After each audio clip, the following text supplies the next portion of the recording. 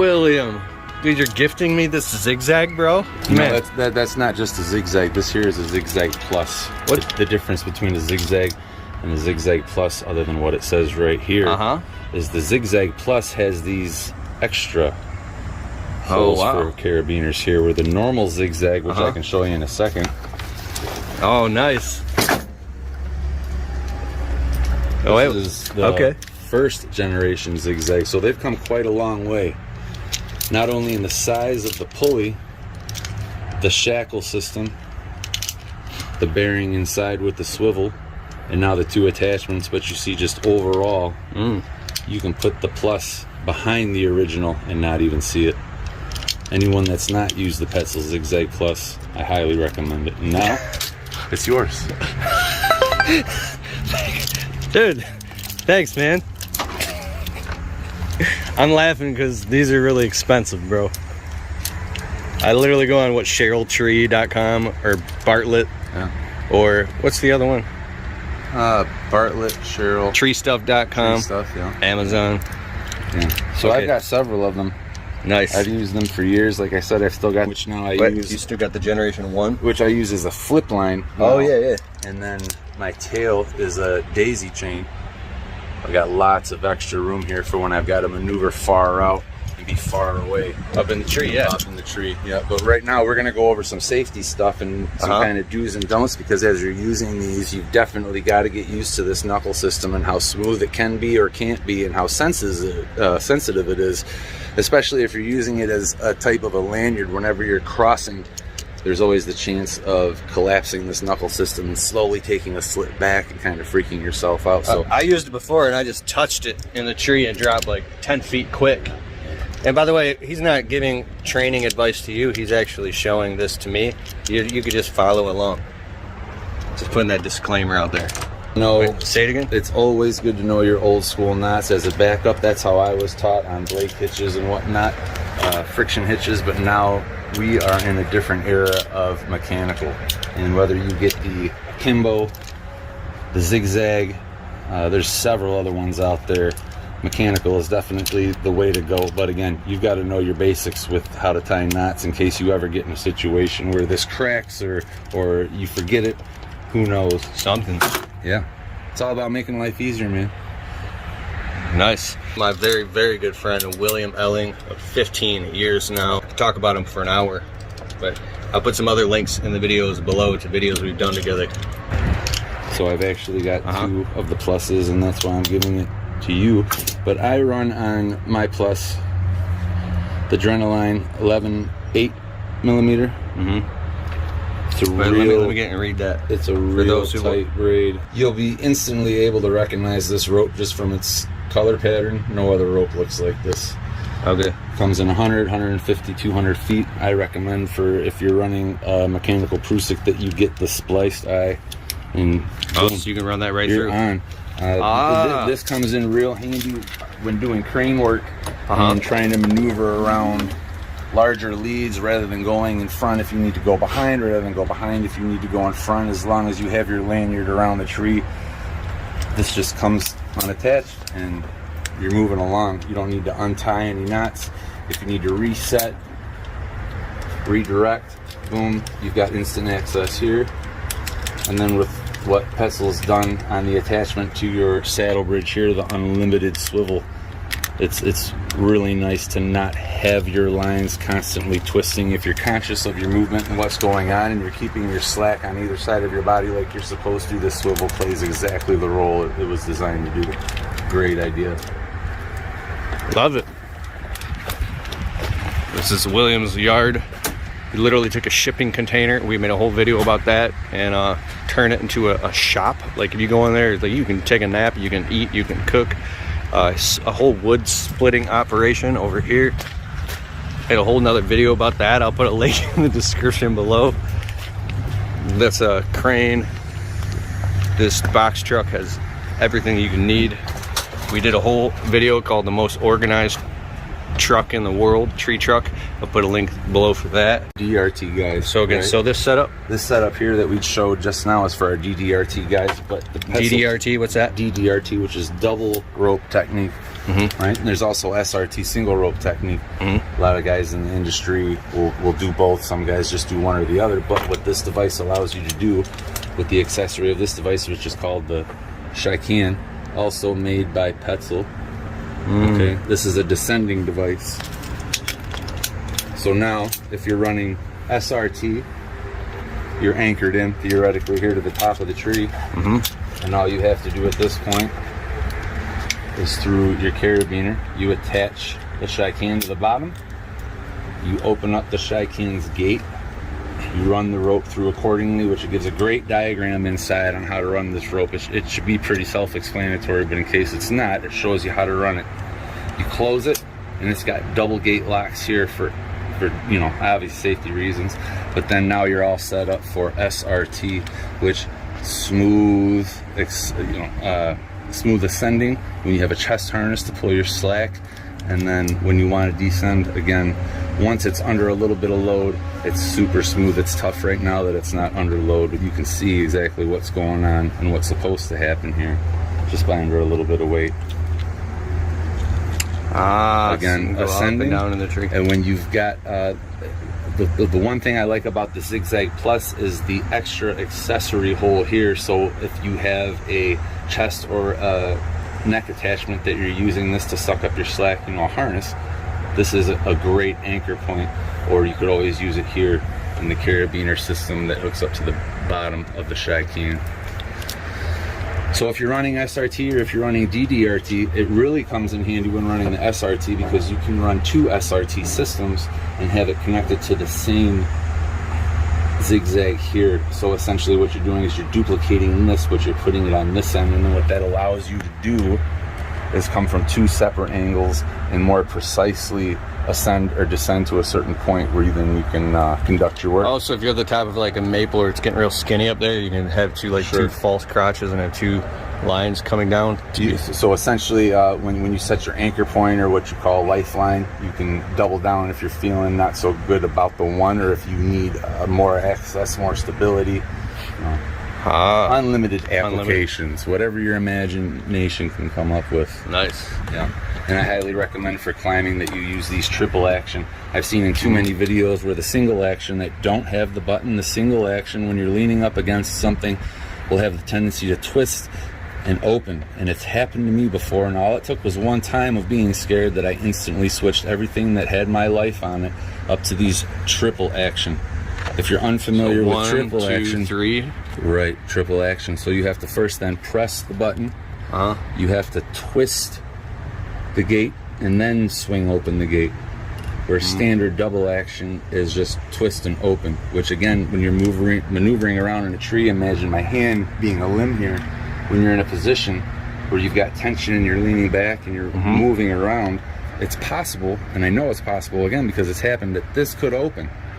This could open.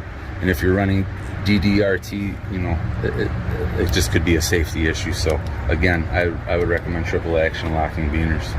One time I was in a tree and I rubbed against I don't know, I rubbed against something. I looked down and the tension was right on the carabiner. It spun it and opened it. That's I was like, dude, this is impossible. My heart started pounding. I was like, how in the hell?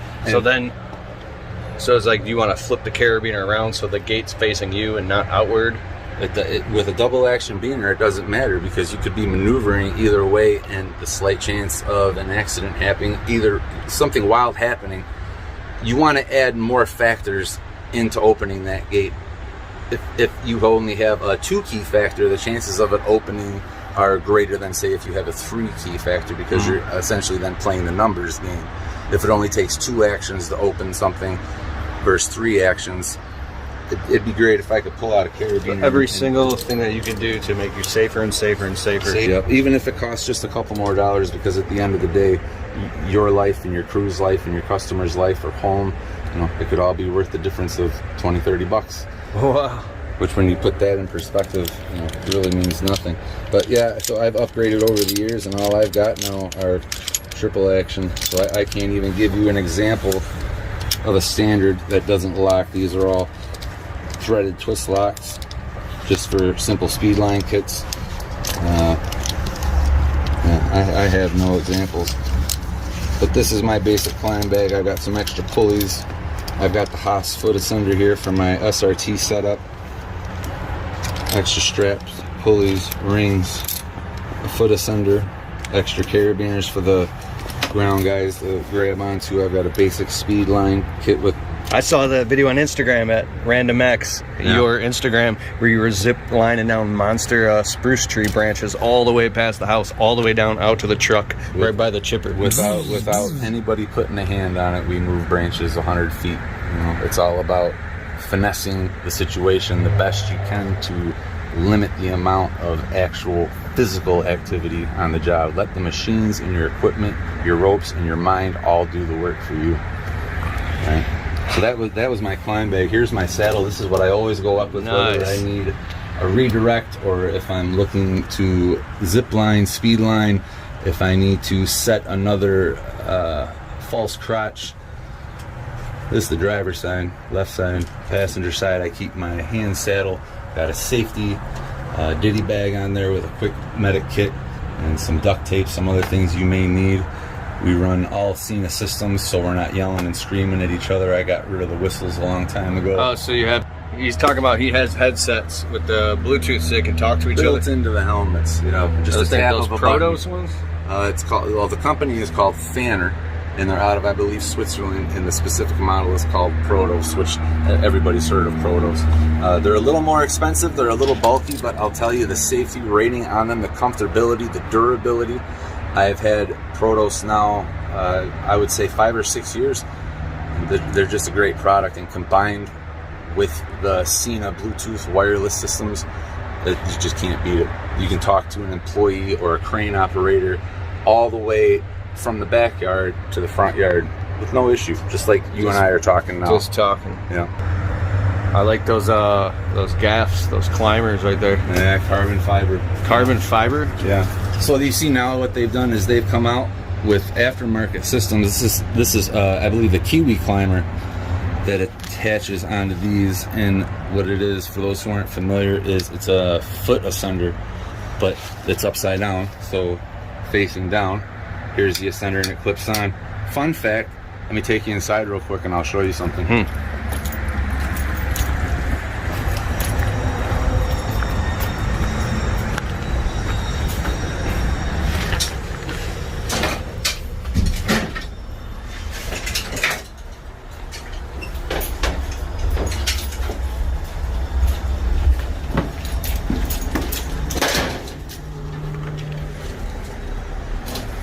Awesome. Heater. Look at this monster saw.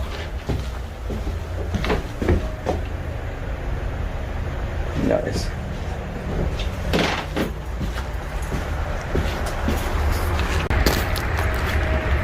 So it was about a decade ago, I took one of these Petzl hand ascenders and I had chopped it down to what you see here now. This was my old steel shank gaff, Velcro top, very heavy, older model.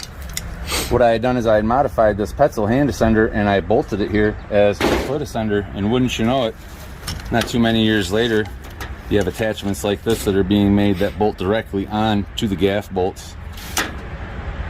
I should have taken advantage of that a long time ago.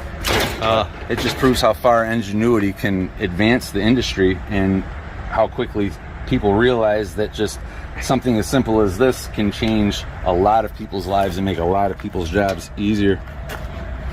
So you put the ascender directly on the climber, on the gaff, on the shank here? That's what you do now, right? So you can just step up and down and climb it. Bolt it. That's nice. So cool. Is man retired now? Look what I got, man. William had gifted this to me a long time ago. This is, I forgot I even gave this to you. You want to know how many trees this saddle has killed? huh? If you look at this sleeve in here, Yeah. it's full of sawdust. Wow. You know how long it takes for sawdust to accumulate under that little gap into these tubes? I believe I had this saddle for 13 years before I retired it. Wow. Yeah, you should put some oil on all this, but it's still in great shape. Weaver makes a great saddle. The reason I had purchased this saddle when I had first gotten it is I was going through cancer that was affecting my kidneys. And at the time I had to have a kidney stent put in my left side where it very much hurt along the back side of my back, along my flank, closer to my hip. And this was one of the first saddles I found that had very ergonomic padding inside. And aside from that, it was one of the first saddles that had that I was able to get my hands on that had D-rings, mini D-rings on the back as well as the front. So then what you can do is put the suspenders on. And at that time, with what my body was going through, not only did I need that padding, but I needed all that weight taken off of my hips and put onto my shoulders. And it's a great feeling. Bro, you were climbing trees while going through chemo. Yeah, I used to break out of the hospital to go do tree jobs. Like, I looked like a skeleton in the I remember tree. you were very, very thin and pale, and you had no hair. I thought I was gonna die, and if I was gonna die, I wanted to die what I was, you know, put here to do and what I love. I wasn't gonna. Anyway, so taking the weight off of your body and off of your waist with the suspenders at the time was very important to me, and now I'll never go back. You'll never catch me having to pull my pants up or my underwear showing again. It's great. Yeah, I'm glad you still got it. Yeah, that thing's made me some cheddar cheese, bro. I don't want it. You had to buy a new cam 131R Yep. for the recoil broke. So after 2 years of owning my second KM 131, my first 131 I gifted away, but the second one, which is not photoed here, you know, after getting started multiple times a day, 5 days a week, it goes And through putting some 4 things. extensions on it. Hey man, if I don't have to climb, I don't have to climb. But what Circus happened pull. is the return system in the Yep. pull here went out in my old one, and I just didn't have time to wait and mess with it. So You I had to buy a new one. You got to buy a new one. Nice. Yeah. So what we were doing up until, which was only a few hours later, is I had to remove the ribs from this system, pull it by hand, and then stick my finger in here and recoil the wheel. And that, Bro, that's probably what's wrong. My Husqvarna chainsaw, my 455 Rancher, I feel like the motor seized up on me, but it didn't. I think it's something in the recoil. I think because I was using it to flush cut a stump, Yeah. and it somehow, I think maybe it sucked up a bunch of sawdust in there. So that's real important during maintenance, is to take that flywheel cover and blow all debris out of there, because if something gets caught in that system, you know, that's can be an issue too. That's what it is.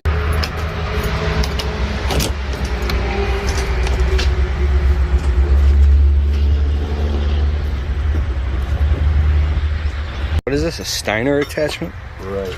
That's for brush cutting? So most people are familiar with Ventrek, but there's also a company that got absorbed by Ventrek called Steiner. And they used to make farm equipment, small yard equipment like this with all sorts of attachments. And this was actually a prototype for an apple orchard. And you've got the attachment of the huge circular blade there, so the tree would insert, get cut, be done. Rides on these sleds Nice. to keep it off the ground. It's all belt driven. Or you had the option to put a larger lawnmower blade on there, so it's a brush cutter, and then it has a front caster wheel that swivels. But this is one of one, the only one that exists.